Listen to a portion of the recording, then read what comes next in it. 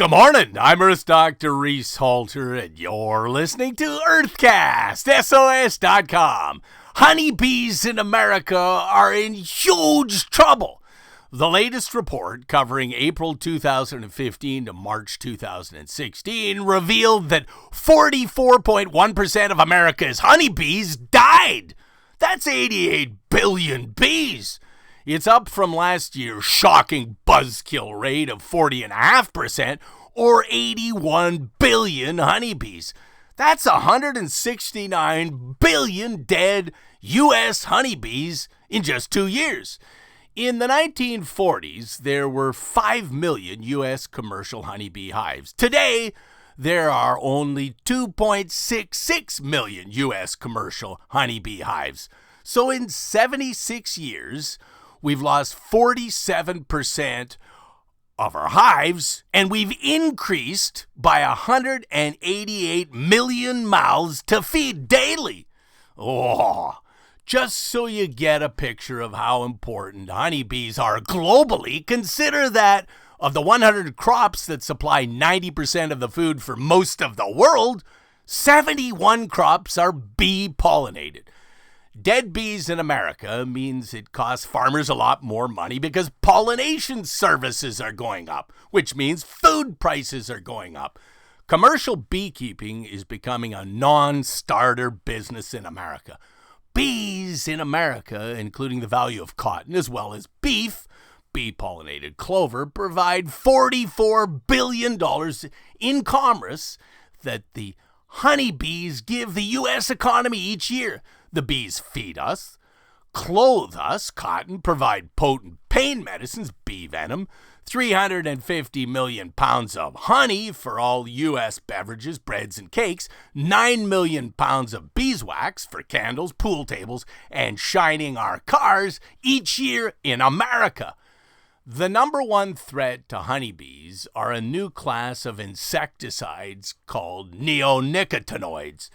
Neonics are a potent nerve poison, mostly applied to seeds rather than sprayed on fields.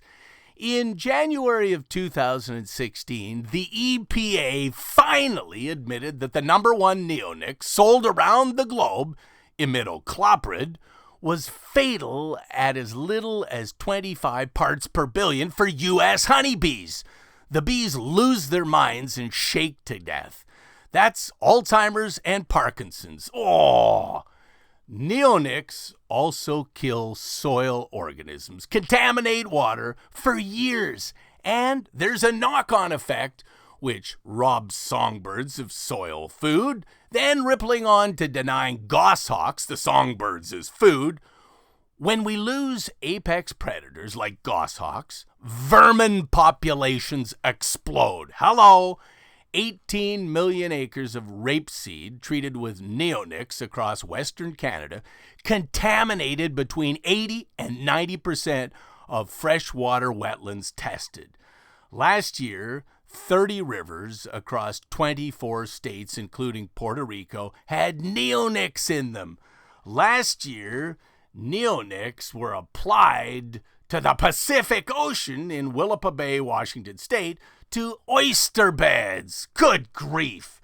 Sadly, these potent poisons that Rachel Carson called biocides, because they kill everything, are everywhere. The EPA has quietly greenlighted, for the past 15 years, neonics in hundreds of building industry products.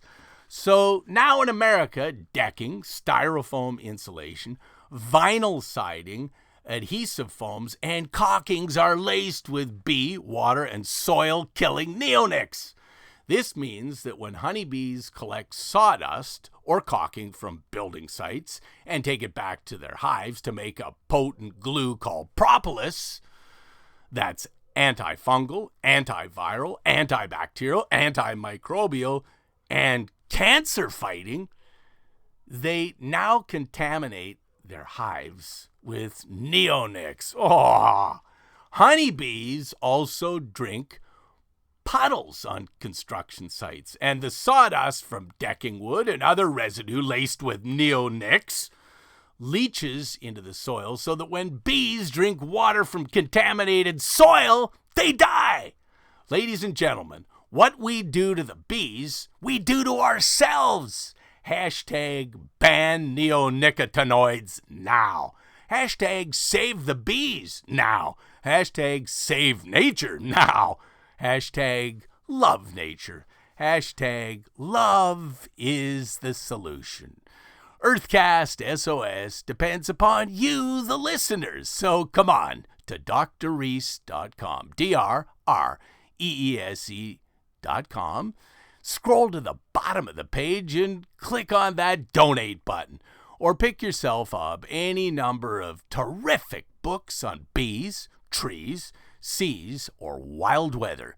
Just do it. drreese.com. I'm Earth Dr. Reese Halter, reminding you to protect our planet.